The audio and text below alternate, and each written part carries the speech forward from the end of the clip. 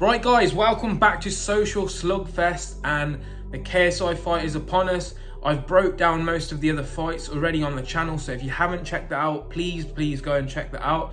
But today we're going through the opening fight, weirdly, and the main event in one go, because KSI is fighting two opponents on the same night, something that hasn't been done in the YouTube boxing scene before. So yesterday was the open workout, and I think this was really important for us to kind of gauge where Swarmz is at, because there is absolutely no footage of him whatsoever.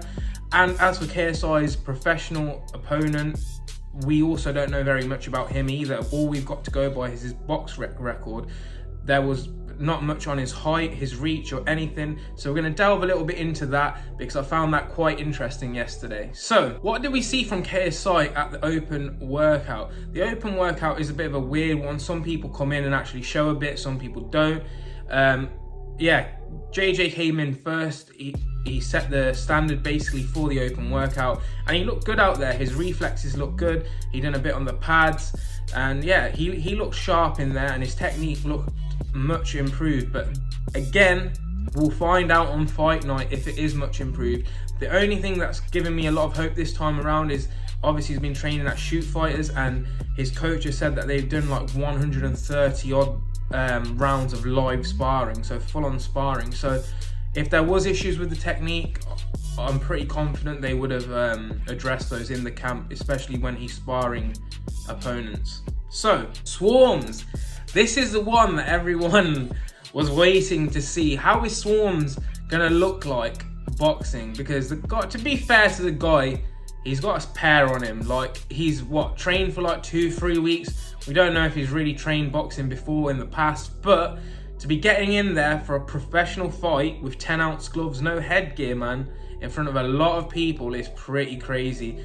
And to be fair to Swarmz, he's been taking the piss out of online, but the guy was there at the media workout, and for someone who's trained for 2 weeks, the first thing you have to commend is that he looks in pretty good shape. Like, he looks like he's definitely trimmed down a bit over the 2-3 weeks that he's been training for the fight.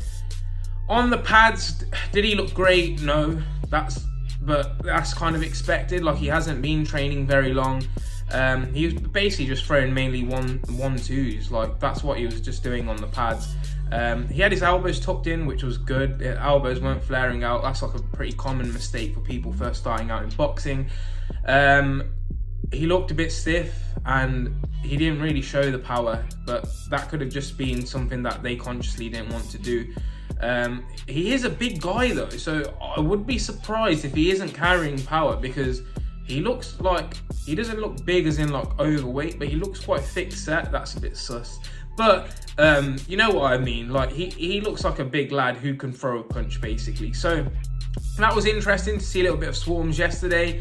My prediction for the Swarmz KSI fight, it's the first fight on the card, by the way, so you need to tune in right away. He's going to finish him. JJ is just too sharp, too quick for him, and it's going to be a mismatch. We're going to see a mismatch, and I think that's what JJ is expecting as well at the beginning of the night, to come in and then get that done quickly, head back to the changing room, and get ready for the actual main fight against Luis Pineda. So the official prediction is, for me, around 1 stoppage. If Swarmz drags it into the second round, I think that's a moral victory for him. If he can get out of the first round, that's great. But it's only 3-minute rounds for each of the fights, but I'll come on to why that could be an issue at the end. But yeah, I think he'll make light work of Swarmz from what we've seen in there, unless he's hiding something.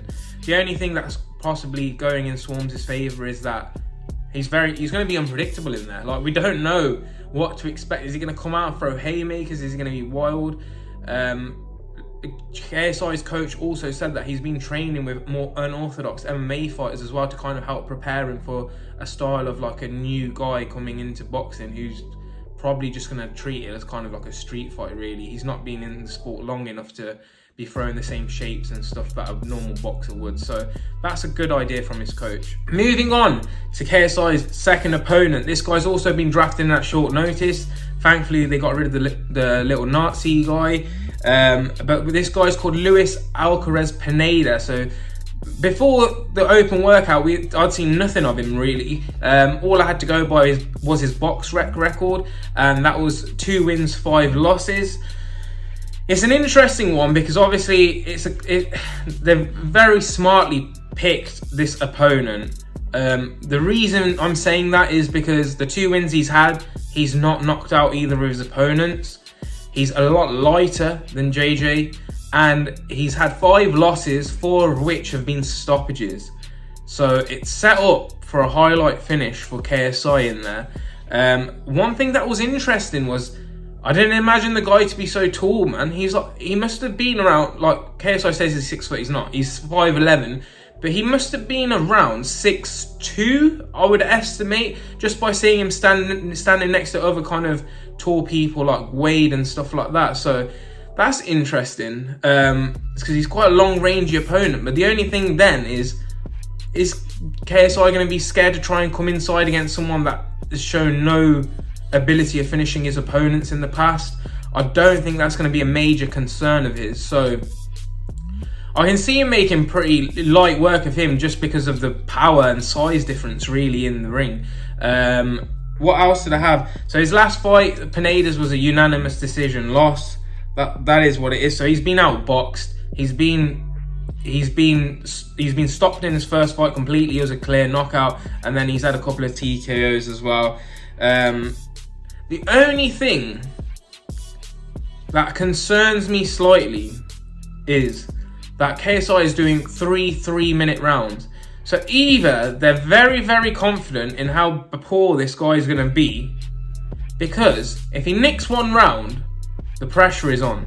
So say if he comes in their first round or whatever, they're working each other out, it's close, and then he nicks the end of the round, that's him 1 round up then. So KSI has to win the next 2 rounds. That's a bit... I would have thought maybe like 4 rounds would have put them at ease a little bit more. Obviously because like the Logan fight in the past, like KSI started off very slowly in there, and then he kind of later on come back into the fight and got himself that draw in the first fight. But I don't see it being an issue simply because the guy's tall. He was throwing a few uppercuts yesterday on the pads. I'll stick in a few clips of him. Did it look anything of concern? Not really. He looks tall, he looks rangy, but I just think KSI's too big and he's going to be too strong for him. If guys like Logan Paul are worrying about JJ's power in there, this guy is going to get absolutely flattened. He must weigh about 60 kilos. He can't be much heavier than that. He had a very slender frame, and yeah, that's going to be the last fight of the night. So it'll be interesting to see, but again, I'm predicting another knockout, and it's going to be in the first or second round again, to be honest, boys. I think it's going to be an easy night's work for KSI in there, and I think he's kind of looking to get some highlights, man. I know, obviously, Jake Paul's got a couple of highlight reel knockouts over like Ben Askren, Nate Robinson, Tyron Woodley, whatever, and I think KSI is going to probably get some of his own in there. In terms of his opponents, I guess they're going to be coming to cause an upset, but I don't really see it happening from either of them.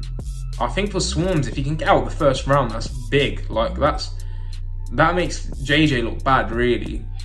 And I think if with this Luis Pineda, he's got a bit more leeway, obviously, because he is a professional boxer, and he can obviously still say that he's fought a professional boxer before Jake Paul, but I still think he's going to make light work of him. He's just too small. He's too small. That is the breakdown, basically, for those 2 fights that KSI is going to be in. It's going to be an exciting spectacle nonetheless, because it hasn't happened. So I don't know what we're in for. Like, what if something goes wrong in the first fight? What if he gets a cut? What if he gets an injury? Does the main fight still go ahead? Is it going to be Swarmz versus Luis Pineda? There's a few unanswered questions here, and they're both looking to come in and cause an upset. So let's see how it goes. But my prediction is that both of those fights get stopped early doors. And yeah, if you've liked all these videos of me doing breakdowns, I know there's been quite a few new subscribers on the channel, which I'm loving. Thank you for showing your support. Please like this video. Please subscribe to the channel. And I'm going to keep as much coming over the following weeks, over the rest of the whole YouTube boxing scene, because to me, I find it quite interesting. So If that's something you guys are interested in as well, click that subscribe button, stay tuned, and yeah, thank you for supporting the channel. Peace.